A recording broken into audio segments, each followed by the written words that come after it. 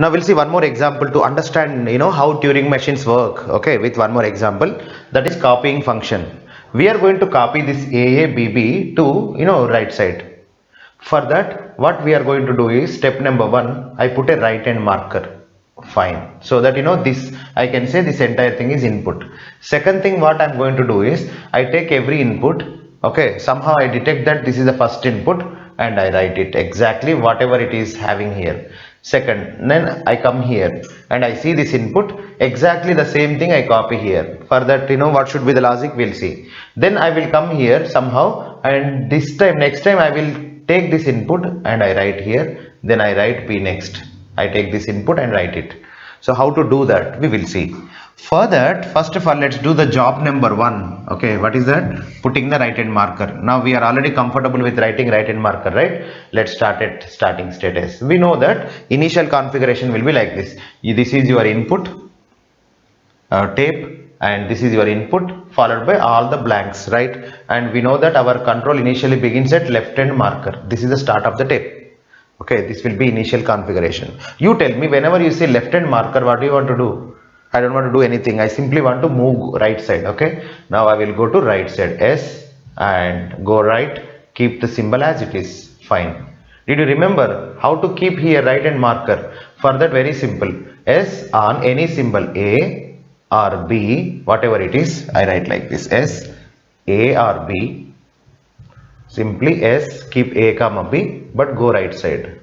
Now eventually, after some time, what happens, you see blank symbol, S on blank, you realize that it is the end of the input. Then simply, change your behavior, change your state. I will tell you the reason. So keep what? Right hand marker and go left, because your job is done. Keeping right hand marker is done. Once it is done, I should change my job. What should be your next job? Running towards left. For that, we have a specialist. Who is that? QBack. Mr. QBack, take the control, and because of your code, you should go to left hand. And we know his code, right? So QBack on anything, whenever he see anything. So here I would like to talk about our tape symbols. What are the tape symbols I am going to write? So you will understand slowly. A, B, of course this is input alphabet. Okay, so tape alphabet is nothing but input alphabet plus something extra. So that is up to you. Depends on your, I can say logic. Example, in C programming, how many variables you take, what kind of variables you take, it depends on your, requirement, correct? In the same way, I am going to use A cap, B cap and right hand marker. Already I used right hand marker. So these are the symbols I am going to use to complete the function. Okay, let's begin. So QBack, tell me, if I see A, what should I do? If I see B, what should I do? If I see A cap, what should I do? Simple. If I see A or B or A cap or B cap, what is your job? Going left, right? Then why does it matter? No, these symbols doesn't matter. So simply I will go to dash left side and state is same state. Correct. I don't want to change my mood and keep the symbol as it is. Okay. So here I write A or B or A cap or B cap. Okay. Followed by left side. This is this idea. Now you are in QBack. Then what is the other thing? You may see left hand marker. When you see left hand marker, then we should go what? We should change our mode, because job is done. The job of QBack is identifying the left hand marker. That means coming to leftmost. Tape, end of the tape, correct? Yeah, we reached it. Then what should be your decision? Should I go right or left? Right. Then this symbol you want to modify? No, we should not modify this symbol at any time, because that is going to represent end of the start of the tape, correct? That's why be careful, don't modify unnecessary, right? So the final thing is, here I'm going to change my state. Why? So far I kept right hand marker and I came leftmost. Then what should be the next job? The next job is copy function. That's why I will go to a function called QCopy. Now slowly you are understanding that we are writing in a functional way, right? That means, in C programming we design functions. In the same way we are writing functions here. Initially you have a function called S. S is having one functionality. QBack is, I can say, one method. It is executing some functionality. Now it is calling QCopy, right? So what should be the QCopy's goal? QCopy's goal is, initiating the copy. That means, so QCopy should, copy the input A, B, B to here. For that, what we have to do, we will see. I will tell you one thing. Whenever you see A, we should copy A. Whenever you see B, you should copy B. For that, we need two different behaviors. So that's why when you are in Q copy, you will be seeing a input symbol because we come here, right? Then if you see A, that means what? You are in a copy mode and you want first input, right? If it is A, that means you have to copy A. That's why whenever you are in Q copy mode, if you see QA, then call Mr. QA. Mr. QA, your job is going to right end and writing A. That's it. Because I have seen A here, you have to copy it. So instruction will be Q copy on A, go to QA state. We will clearly understand QA's behavior, don't worry. Now I should go right side, correct? Now anything else, should I modify it? No, we are just copying. So input should not be modified, keep A. Sir, what if we see B first? That's why the instruction should be Q copy. When you are in Q copy, if you see B, then it should be QB state, and that should be as it is again input, we should go to right side. So this is about Q copy's functionality. Whenever Q copy sees A or B, it will call appropriate method QA and QB. QA is going to write A, QB is going to write B over there. Okay. Now we will see such QA's behavior. Mr. QA, now you are going to write A. Sir, where? This is asking us. Where, sir? Simple. You have to write A, but where you have to write is just, you just run to right side, then definitely you will see right hand marker. Skip it, don't worry. You see blank symbol. Whenever you see blank symbol, you go and write it. Correct? Absolutely perfect. So that's why QA from now onwards, whenever it sees A or A cap, okay, any symbol, B or B cap, whatever it sees. I don't know whether really it sees or not, but let's imagine a possibility or guess a possibility. But if it sees eventually A or A cap or B cap, don't worry. Simply what we have to do, QA has to go on. Simply it should skip them. That's why A or A cap or B cap and go right. Now, sir, what if QA sees this right hand marker? Yeah, but still that is also fine. Whenever it sees right hand marker also, still it should continue the same thing. That's why we write like this. Right hand marker also go right side. Now sir, then is there any other behavior is there any other job QA has to do? Yes. When QA sees this blank symbol, then it should take an appropriate action. What is that? It should change the state. I will tell you the reason. Because job is done. It has to write only one A. That's why it is going to write blank with A. Correct. Why not B? That is QB's job. Right. That's why we have two different states, QA and QB. If you don't have QA and QB, only Q, then you will get confusion about writing A and B. Correct. That's why writing A is a behavior, writing B is a different behavior. So that's why you need two states, QA and QB. Now QA is always going to write here A. Then we should go left side. Okay. Now after that, what is your job? Think about it. Once we write A, that means QA writes A, then we should go leftmost and we have to take another input symbol. For that we call Mr. Specialist. Who is that? Q back. Mr. Q back, take the control and do whatever you can. Then immediately Q back will go left and he will give control to, you remember that, right? So Q back is always going to give control to, it will hit left hand marker eventually and he will give control to Q copy. Now we'll come to Q copy. Now you tell me what Q copy has to do. Again, Q copy's job is nothing but identifying the next input symbol. Every time Q copy has to identify the next symbol. First time, see, whenever it sees A, it has to give job to QA. Fine. Whenever it sees B, it has to give job to QB. Perfect. But we have not defined all the functionality of Q copy. I will tell you. Second time, if you call Q copy, then what is going to happen is, see, after Q back gives control to Q copy here, it will see same input one more time. So Q copy on A, again we copy the same thing, then there is an infinite loop, you see.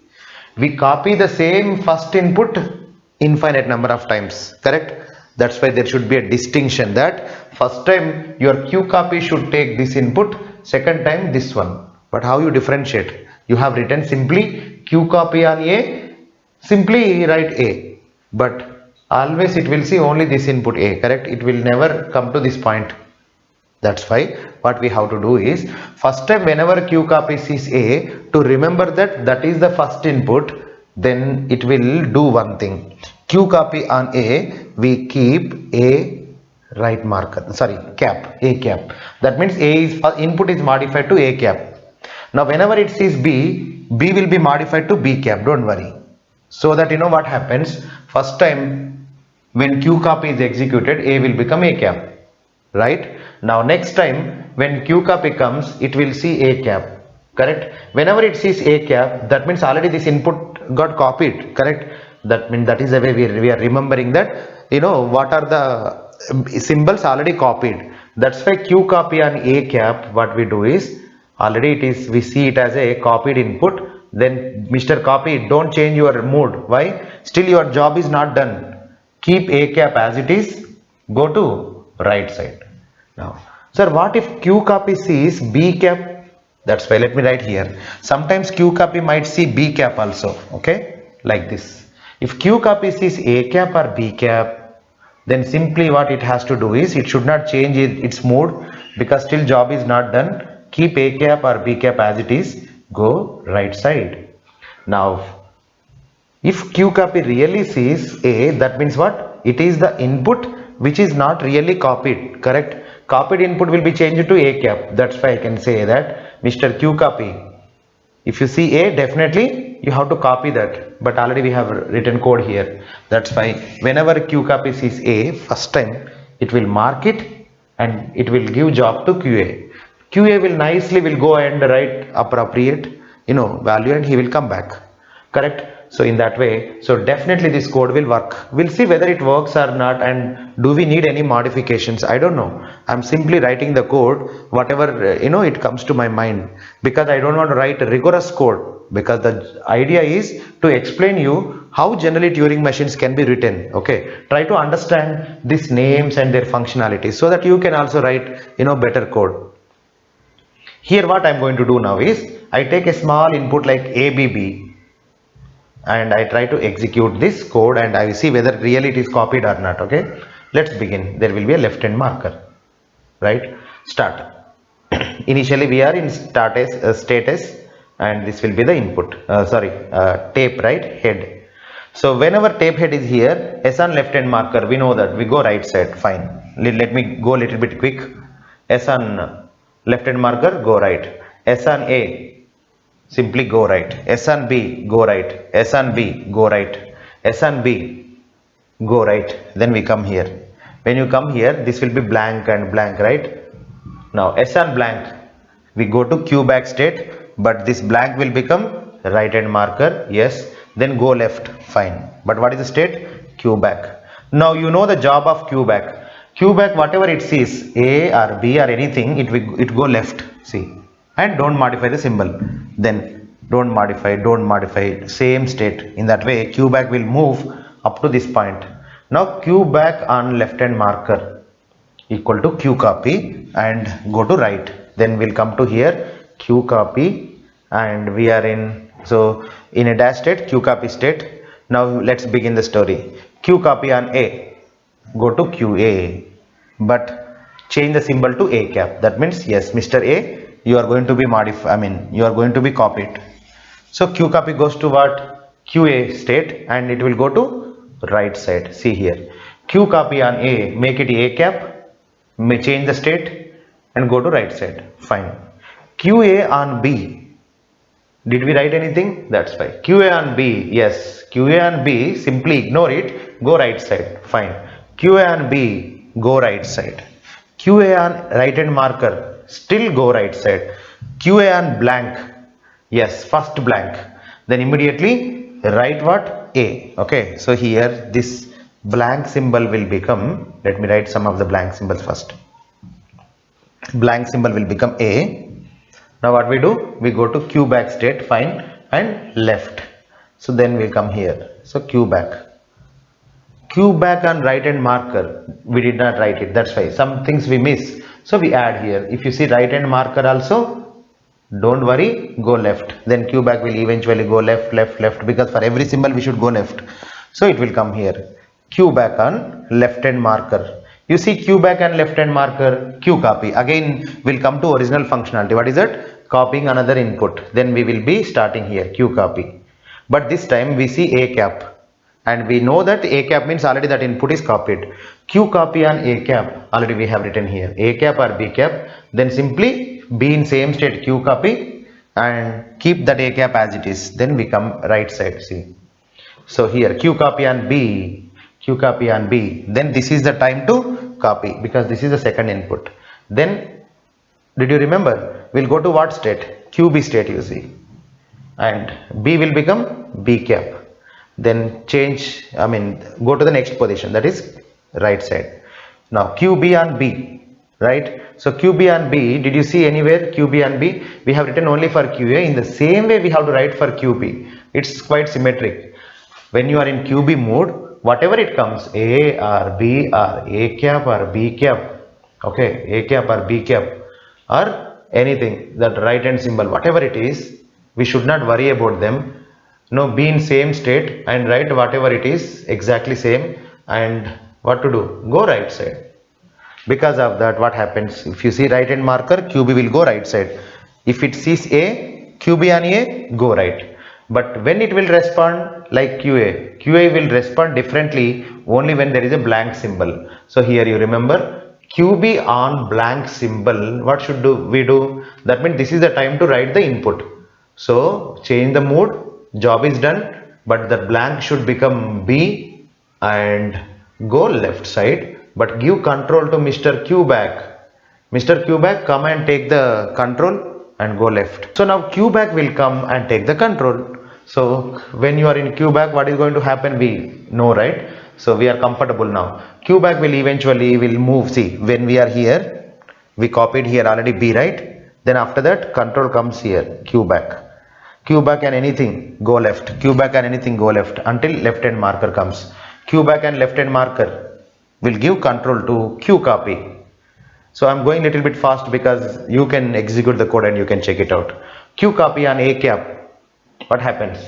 Go right, that is what we have written. Q copy on B cap, just check it out, go right. Q copy on B, then that will be marked, and now eventually we'll go and we write here B. And we'll come back again. So in that way we continue the process. But sir, how long, sir? One day what happens? All your input will be marked like A cap, B cap, B cap, right? Then when you start at Q copy, when you are looking for new input, you don't get it. Rather than that, what you get? You get right hand marker. That means when you are in Q copy, you are searching for a new input, but you don't get, but you get end of the input, that is right hand marker. That means what? Everything is copied. So Q copy on right hand marker, so far we have not defined. That should be final state. That means job is done, and do whatever you want. Anything you write, any direction you take. Okay, here X and X means anything, any direction. After that, T on anything. See, we have to clearly write. Generally, if you really want to write a professional code, you have to write for every input action. So T on anything, what to do? Be in T state, and anything here, anything. So of course, in that way, so we can write Turing machine code. This Turing machine code is absolutely going to copy all your input. Understand? Now, but sir, we spoiled our input, right? A cap, A cap, B cap, B cap. Yes. Then you add some extra code next time, so that again, whenever you have A cap, make it A. Once this job is done, don't go to final state. Really you don't like that A cap, B cap, then we add extra code. That extra code is nothing but whenever it sees A cap, that code should modify that A cap to A. That means we can write it, not a problem. Again, one more scan we have to do. Okay, so don't worry about it. What I want to tell you here is your Turing machine can do copying also. Right? So many things you learn with simple two examples, right? So here especially you learn how to use, modularity. That means, how to use a function so many times. We used Q back so many times, correct? We are reusing the logic.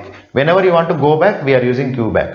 Similarly, we used QCAPI so many times in that way. So this Turing machine is like a general programming language where it has some methods. Every state I can say a method, and it is having some actions, right? So this is the way we can understand some of the Turing machine codes. Okay, now we'll see one more example. This time we are not going to write a code, but we are going to understand the idea, that is WW, where W belongs to, let's say, A or B whole star. Now here you know about this one, right? This is a language which is not regular, not context free. There is no finite automata for it, there is no push down automata for it, but we have a Turing machine for it. We will see that, okay? But we, rather than writing a rigorous code, we are going to just understand the idea. So what we will do is, first of all, we do task number 1. Task number 1 is to ensure that it has even number of positions, first of all. Okay, so to check whether it is having even number of symbols or not, what we do is we do this process. What is that? Is we do systematically one left scan and right scan. While doing left scan, you should write, you should mark one of the symbol from left side to category 1. Okay, now while coming from right side, we have to make symbols into a category 2. How to do, I will tell you. So for that, you have input symbols A comma B, right? Then I am going to take tape symbols extra. Of course, AB will be part of the tape symbols, and some more tape symbols we are going to do. We are going to take. They are A1 B1, A2 B2. Okay, of course, right hand also. Now use a scan first of all and keep a right hand marker. That we can do, right? For that we can write a code. Now write a code such a way that there should be always 2 scans, left scan and right scan. They should be one by one. First of all left scan followed by right one, again left, right. In that way we have to do. So while doing left scan, identify first not categorized symbol. That means this is not modified, right? Modify it to A power 1. Okay, when you see A, make it A1. It is not about mathematics. A will be changed to a different symbol called A1, otherwise A2. When you do A1, when you come from left side, when you go from right side, we make it A2. Similarly, B will be modified to B1 or B2. From left side, when you come, make it B1. When you come from right side, make B2. And in every pass, only one symbol. If you do that, what happens, we'll see. First of all, left scan. This will become A1 and go right side. Now, right side. When you come from right side, take the first symbol and make it A2. Now go left side. Now again start single left scan. In the left scan, the first symbol is this one, make it 1. Now right side. This will be 2. Now from left side, 1, 2. Okay. Now if you have even number of symbols, then only it will happen, isn't it? If you have odd number of symbols like ABA, what is going to happen? First you do left scan 1, now right scan 2, now left scan 1, now you do right scan, then right scan will not work. That means right scan won't modify any symbol. Now you write a code such a way that whenever while doing right scan, if you don't get any symbol to modify, before that itself, if you hit left hand marker, definitely you can say that the number of symbols are not even, and immediately go to what state? Reject state, and say that this is not in WW form. Okay, now let's say if you are not going to reject state, means what? Definitely the test 1 is passed. That means you have even number of symbols. So when you have even number of symbols, then the second task is whether this first half is equivalent to second half or not. For that, what we do is we write extra code such a way that the code should read the first symbol. If it is A, then it should search for second category symbol and A. If it don't get it, then definitely it is not in WW format. Okay, so what we are going to do is we are going to scan from left to right and identifying the first symbol in the category 1. If it is A, we are going to look for exactly same symbol in the second category. Such a way we write a code. If you don't get it, then reject. Now if you get it, make it blank. Make it blank. Okay, now continue the process. Again go left. We have a queue back state, did you remember? Now start fresh. Now again look for the first symbol in the category number 1. It is B power 1. Then change your state. such a way that that state should look for second category symbol, and that should be definitely B. Yes, so we can write a code such a way that this will be cancelled against this one, then this will be cancelled against this one. Now if end of the day, if you see all the blank symbols, stop it and tell that it is in WW format. Yes, we can design a Turing machine for that. That means what? Your Turing machine is accepting more than your finite automata, of course, and push down automata. So the power comes from this infinite tape. And one more thing is, so this push down automata is having only stack, right? And you are able to access only top of the stack. But here you can see all the symbols at a time. Here also you can see all the symbols, but to see some of the symbols we have to lose some of the symbols, right? Without popping you can't come to this point. But here in tape, at a time you can remember so many things, correct? And you can oscillate from right to left, left to right. And one more thing, you can scan your input any number of times, but in pushdown automata we scan only one time. In that way, so because of this more functionality or more equipment, so your Turing machine is going to be more powerful than pushdown automata. Okay, and we have just seen the example that we can easily detect whether an input is in WW pattern. Similarly, any mathematical function, you remember one thing, if you want to know the Turing machine's power, you remember one thing. Any mathematical function, it can compute. That means a function, let's say you have a problem and you can solve it, you have a logic. When you have a logic, automatically your Turing machine also can compute it. It's like a your computer. If your computer can do any problem solving, the same thing can be done by your Turing machine also. It is a very powerful tool, and it is almost equal to, that means other than printing the output on the screen, apart from that kind of things, so your Turing machine can do everything like your computer. That's why it is equivalent to your computer. Now we are going to classify the languages which are accepted by your Turing machine. Okay, let's do that.